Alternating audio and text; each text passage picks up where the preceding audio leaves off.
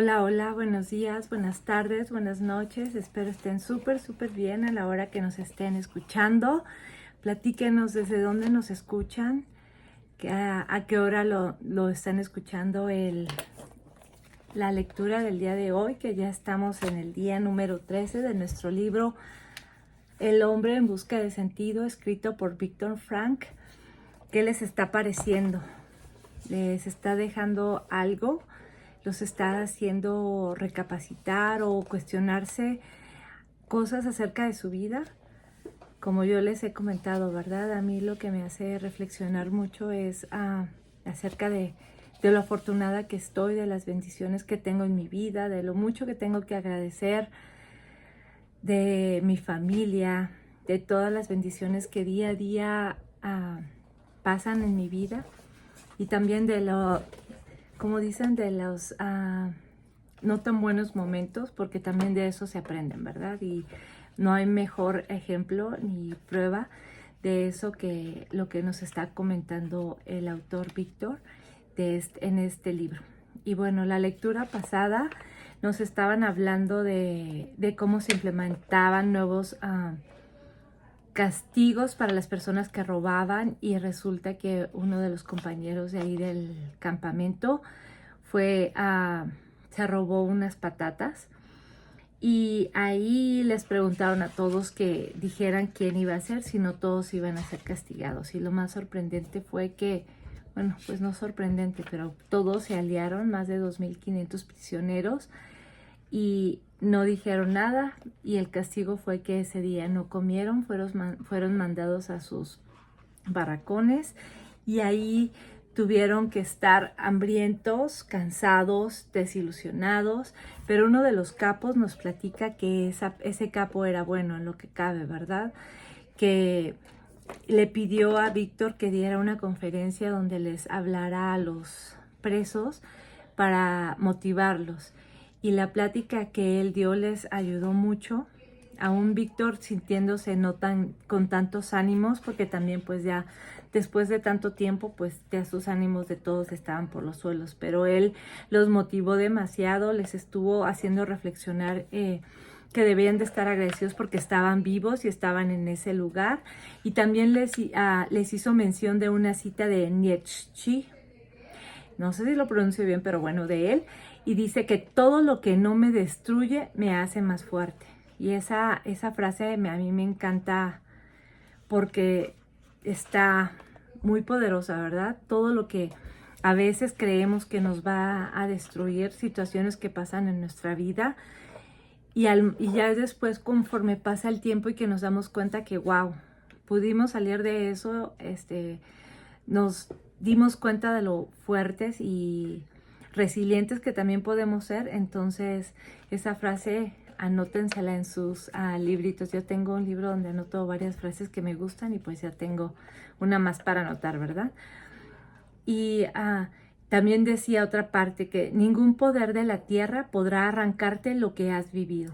Y eso qué sabio, ¿verdad? Todo lo que hemos vivido es lo único que nos vamos a llevar cuando nos muéramos, y todo lo que dimos igual, o sea, es lo único que la gente va a recordar realmente. No va a haber nada más que eso. Y bueno, también nos hacía mención de cómo ellos reclutaban a los guardias del campo, y decía que las personas tenían que tener ciertas características, y una de ellas eran que deberían de ser muy sádicos, y también el segundo lugar que elegían a esos sádicos cuando se necesitaban realmente a patrullas que fueran implacables. Y el tercer lugar decía que la mayoría de los guardias tenían el corazón embotado por haber sido testigos en el campo durante largos años a un ritmo creciente de los métodos más brutales. Y eso nos demuestra que tanto lo bueno como lo malo, si estamos sumergidos en eso y es lo único que vemos, nuestra vida va cambiando también, tanto para bien o como para el mal. Y también decía, ¿verdad?, que la bondad humana se encuentra en todos los grupos, incluso en aquellos que en términos generales merecen ser condenados. era sorprendente, como él decía, ¿verdad? De encontrar aún en tanta maldad de los guardianes, de los guardas, que hubiera todavía algunos que podrían ser buenos, que no perdamos la fe, ¿verdad? Que siempre, así como hay malos, hay buenos, y entonces hay que tratar de que el mundo se llene de más buenos, así es que poner nuestro granito. Y también decía que solo había dos razas de hombres en este mundo, que eran los hombres decentes y los indecentes. Y con lo que él cierra la lectura del día de ayer, la lectura pasada, dice que la historia nos brinda la oportunidad de conocer la naturaleza humana, quizá como ninguna otra generación. ¿Qué es en realidad el hombre?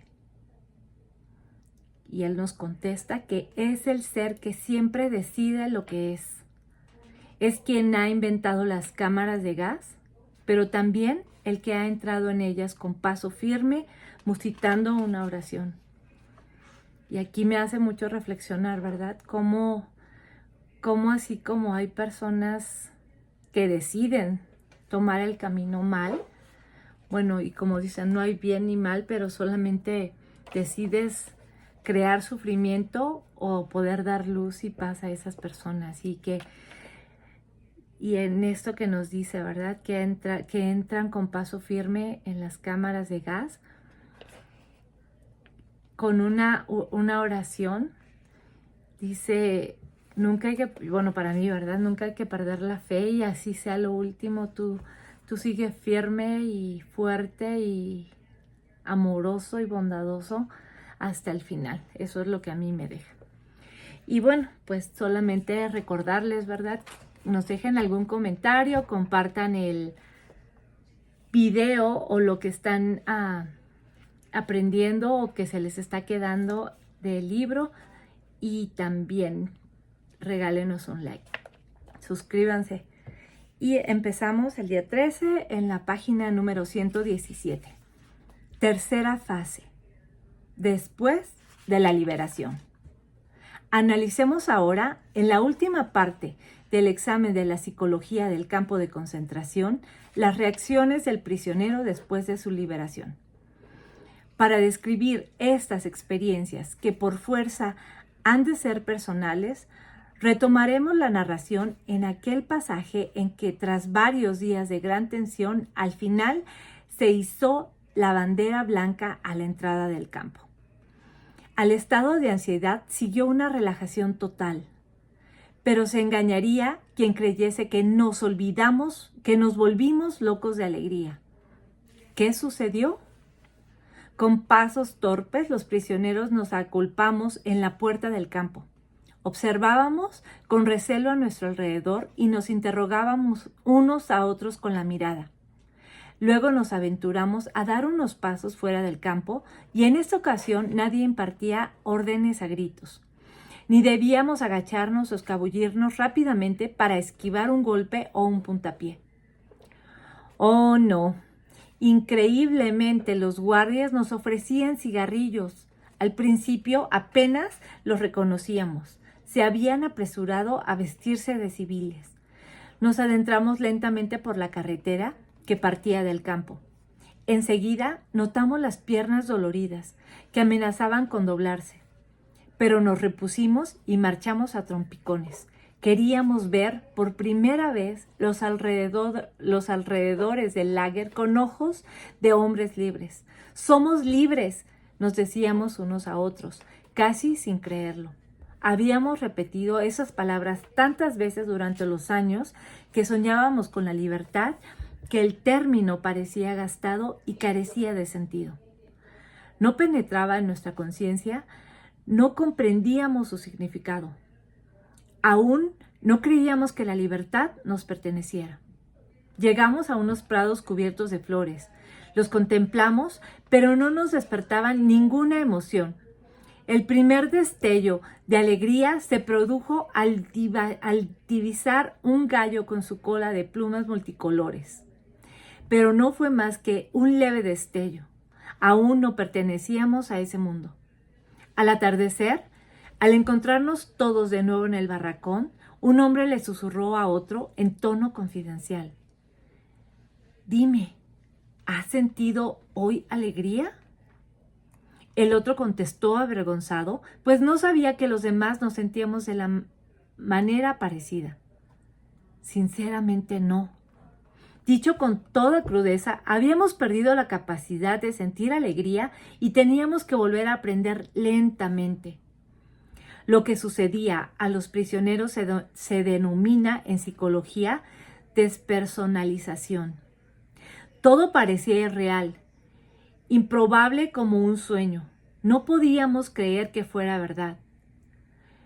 ¿Cuántas veces habíamos soñado con la liberación, con la vuelta al hogar, con saludar a los amigos y abrazar a la esposa, con sentarnos a la mesa de nuestra casa y contarles todo por lo que habíamos pasado, los sufrimientos del cautiverio, incluso las imágenes del sueño de nuestra ansiada libertad? Durante años, el sueño de libertad se había desvanecido una y otra vez con el estridente silbato, la señal para levantarnos. Y ahora el sueño se había hecho realidad. ¿Podíamos creer en él? El cuerpo desarrolla menos inhibiciones que la mente. Desde el primer momento se adaptó a la libertad recién adquirida y empezó a comer con voracidad durante horas y días enteros, incluso en la mitad de la noche. Es asombroso la cantidad de comida que se puede ingerir. Y si algún amable granjero de la vecindad invitaba a almorzar a un prisionero, éste comía y bebía café. Y ese bienestar azuzaba su locuacidad y hablaba horas enteras. La presión que durante años había oprimido su mente al fin desaparecía. Escuchándolo se sentía la impresión de que necesitaba hablar, empujado por una fuerza irresistible. Conocí a algunas personas que habían sufrido un intenso pavor solo en un breve periodo de tiempo, por ejemplo, en un interrogatorio de la Gestapo. Y me comentaron que experimentaron reacciones similares. Primero, se les soltaba la lengua y varios días después estallaba algo escondido en el interior. Y de pronto, los sentimientos brotaban de lo profundo del ser, rompiendo la compacta barrera que los reprimía. Cierto día, poco después de la liberación, caminé kilómetros y kilómetros por un campo florido en dirección al mercado de un pueblo cercano. Las alondras se elevaban al cielo y se oían sus alegres cantos. No se veía a nadie en varias millas a la redonda. No había nada más que el cielo y la tierra y el júbilo de las alondras, la libertad del espacio. Me detuve, miré a mi alrededor, después al cielo y caí de rodillas. En aquel momento yo sabía muy poco de mí y del mundo. No tenía sino una única frase en mi cabeza. En la angustia clamé al Señor y Él me contestó desde el espacio en libertad. No recuerdo cuánto tiempo permanecí allí, de rodillas, repitiendo mi jaculatoria. Pero estoy seguro de que aquel día, en aquel instante, mi vida comenzó de nuevo. Fui avanzando poco a poco hasta volverme otra vez el ser humano. El desahogo. El camino que nos alejaba de la aguda tensión psicológica de los últimos días en el campo, de la guerra de nervios a la paz mental, no estaba exento de obstáculos. Sería un error creer que el prisionero liberado de un campo de concentración ya no necesitaba ninguna atención psicológica.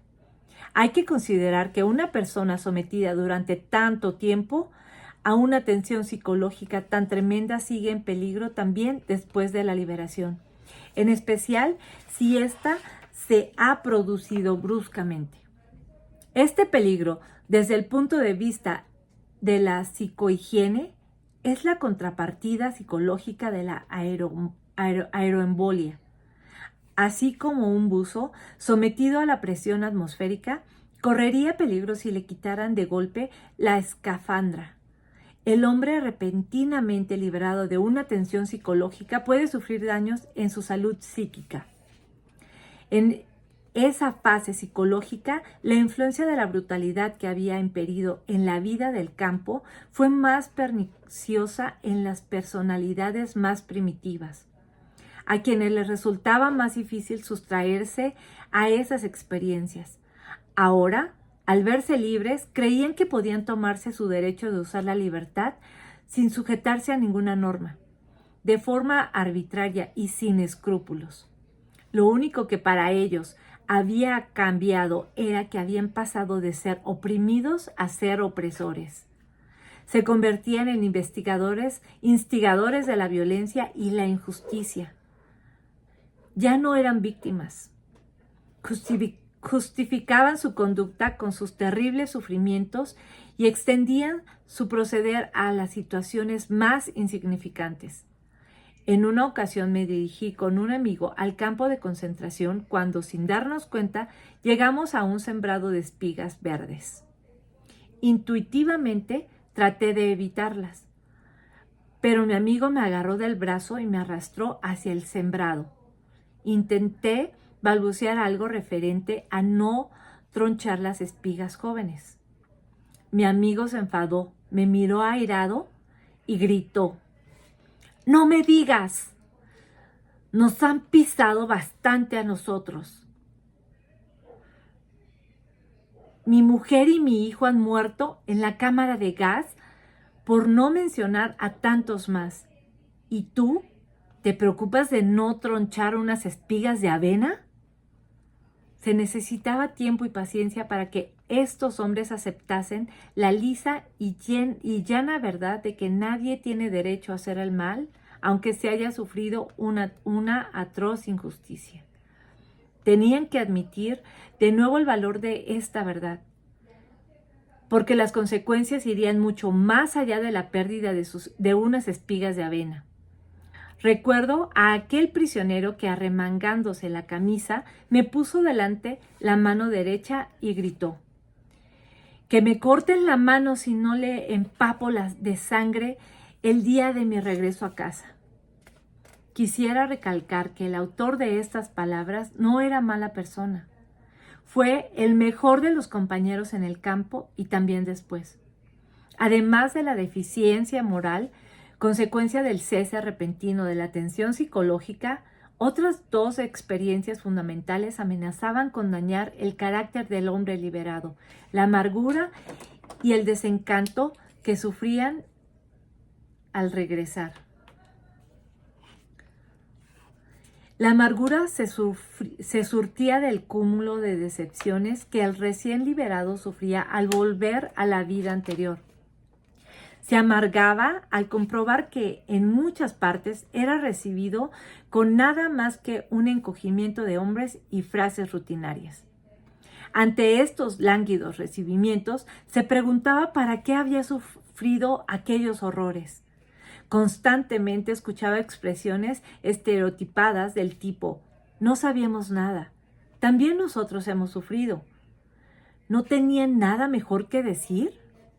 La experiencia del desencanto es distinta. En este caso, el propio destino demostraba su crueldad, no el amigo, cuya superficialidad e insensibilidad disgustaban hasta el punto de desear meterse en un agujero y no ver nunca más a un ser humano. El hombre que durante años había pensado que había tocado el fondo del sufrimiento, veía ahora que el sufrimiento no tenía límites, que todavía podía seguir sufriendo y aún con más intensidad. Cuando páginas atrás nos referimos a la necesidad de infundir en el prisionero ánimos para superar su dramática situación, dijimos que esto se conseguía proponiéndole alguna meta alcanzable en el futuro.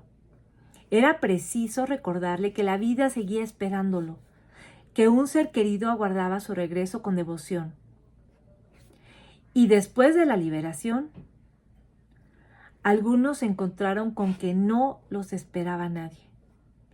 Pobre de aquel que no encontró a la persona cuyo recuerdo le infundía valor en el campo. Desdichado quien descubría una realidad totalmente distinta a la añorada en los años de cautiverio. Quizás subió en un tranvía y se dirigió a la casa de los recuerdos Llamó al timbre como había soñado tantas veces en el lager, pero no halló a la persona que debía abrirle. No estaba allí, nunca volvería. En el campo nos habíamos confesado unos a otros que ninguna dicha en esta tierra podía compensar toda la desgracia padecida. No esperábamos encontrar la felicidad. No era eso lo que infundía valor y sentido a nuestro sufrimiento, a nuestro sacrificio, a nuestra agonía. Pero tampoco estábamos preparados para la infelicidad. Ese desencanto con el que se topó un número nada desdeñable de prisioneros resultó una experiencia muy dolorosa y difícil de sobrellevar, y también muy difícil de tratar para un psiquiatra. Pero eso no debería desalentar al psiquiatra, sino constituir un mayor estímulo. Transcurrido el tiempo, llegó el día en que, al volver la vista atrás, hacia la espeluznante experiencia del campo, a los prisioneros les resultaba imposible comprender cómo consiguieron soportar todo aquello. Y del mismo modo que la liberación les había parecido un bello sueño. Sentían ahora las atroces vivencias del campo como una lejana pesadilla.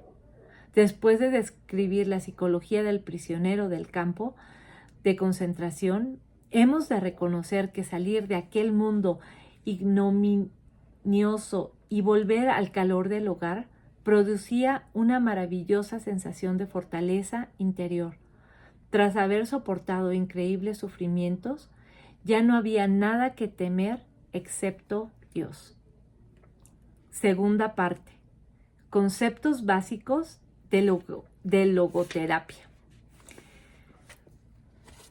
Muchos lectores de mi breve relato autobiográfico me reclamaban una exposición más explícita de mi teoría terapéutica, de modo que añadí a la edición original un psicólogo en un campo de concentración, un sucinto resumen de la logoterapia. Al parecer no ha sido suficiente. He seguido recibiendo peticiones para ampliar esos conceptos. Finalmente, en esta edición los he redactado de nuevo, ampliándolos considerablemente. No ha sido un trabajo fácil. Transmitir al lector en un espacio reducido el contenido que ocupa en alemán 20 volúmenes es una tarea que desanima a cualquiera. Recuerdo a aquel colega norteamericano que en mi clínica de Viena me preguntó: «Dígame, doctor, ¿es usted psicoanalista?»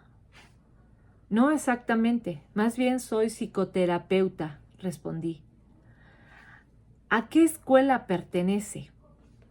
«Sigo mi propia teoría, se llama logoterapia». «¿Podría describirme en pocas palabras en qué consiste?» «Sí», dije, «pero antes podría usted definirme el psicoanálisis». He aquí la respuesta.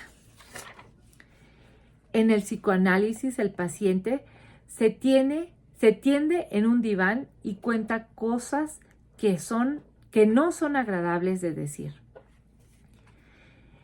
Su enunciado me dio pie a una improvisación. En la logoterapia, en cambio, el paciente permanece sentado, bien derecho, y tiene que oír cosas que no son agradables de escuchar. Dije esto, por supuesto, en un tono distendido, sin pretender esbozar una versión abreviada de la logoterapia. No obstante, esta simplificación se ajusta a la verdad. Comparada con el psicoanálisis, la logoterapia es un método menos introspectivo y menos retrospectivo. La logoterapia se dirige al futuro, es decir, a los valores y el sentido que el paciente quiere proyectar en el futuro. La logoterapia ciertamente es una psicoterapia centrada en el sentido. Se propone romper el círculo vicioso de los mecanismos de retroalimentación que tanta importancia tienen en el derecho de la neurosis. De esta forma, no se alimenta el típico egocentrismo del neurótico, sino que se quiebra. Sin duda, aquella definición improvisada simplificada simplificaba muchísimo la logoterapia. Pero es cierto que al aplicar la logoterapia, el paciente ha de enfrentarse con el sentido de su vida y confortar luego su conducta con ese sentido. Por consiguiente, se trata de una definición válida de la logoterapia. En cuanto el neurótico pretende eludir su responsabilidad vital y despertar su conciencia al sentido de la vida, es el fundamento para sobreponerse a la neurosis. Explicaré por qué empleo el término logoterapia para designar mi teoría. Logos es una palabra griega que denota sentido, significado o propósito. La logoterapia, también denominada Tercera Escuela de Viena de Psicoterapia, se centra en el sentido de la existencia humana y en la búsqueda de ese sentido por parte del hombre. De acuerdo con la logoterapia, la primera fuerza motivadora del hombre es la lucha por encontrar su sentido a su vida. Por eso, aludo a la voluntad del sentido, en encontrarse tanto con el principio del placer o voluntad del placer del psicoanálisis freudiano, como la voluntad del poder que enfatiza la psicología de Alfred Adler. Y bueno, pues hasta aquí nos vamos a quedar el día de hoy. Llegamos a la página número 126 de nuestro día 13. Súper interesante como uno pensaría, ¿verdad? Yo cuando empezaba a leer dije, ay, van a estar súper contentos porque finalmente ya son liberados, ya van a ser libres, ya van a poder sentir esa paz nuevamente. Y la verdad nunca yo hubiera pensado que después de estar sometidos a tanto, ya no pierden totalmente ese sentido de seguir viviendo. O sea, es no de seguir viviendo, de poder expresar tu felicidad. Ya no saben qué se siente. Pues sí, yo creo como que se siente, ¿verdad? Y como nos dice, es un proceso que les va tomando poco a poco para que otra vez vuelvan ellos a creer que sí realmente están libres y volver a disfrutar de la vida y de la libertad como tal. No me imagino después de la liberación, o sea, cuántas veces no han de haber despertado en pesadillas o yo no sé si a ustedes les ha pasado, ¿verdad? Que a veces uno tiene pesadillas y despierta llorando. Imagínense haber vivido tantos años y haber sobrevivido y finalmente ser libres, volver a creer que vas a regresar a tu vida anterior cuando pues ya tu vida anterior se fue. Como dicen, ¿verdad? El tiempo ya no regresa y todo cambia. El tiempo cambia todo, nos cambia a nosotros y a ellos, ¿qué más podemos decir? O sea, totalmente les cambió toda su vida y cómo volvieron a percibir y cómo podemos perder ese sentido de ser empáticos. Yo creo a lo mejor en algunos, como decía, ¿verdad? Que a mí me lastimaron y ahora tengo yo que lastimar o qué me importa que alguien sufra si yo ya sufrí tanto. Qué interesante que después de tu liberación tengas que volver a empezar a conocerte. Yo creo que es como cualquier trauma que tenemos, ¿verdad? Pasamos traumas en la vida de cualquier tipo y cómo tenemos que volver a reencontrarnos a nosotros, volver a, pues sí, tomar terapia. Y yo les recomiendo mucho, si no tienen un terapeuta, busquen uno o escuchen mucho YouTube. Hay muchos psicoterapeutas que tienen muchos podcasts y son buenísimos y eso te ayuda a volver a encontrar tu sentido a la vida. Y pues bueno, la verdad a mí me está interesando mucho este libro nuevamente. Como les digo, cada vez encuentra uno cosas nuevas que puede aprender y espero les esté gustando.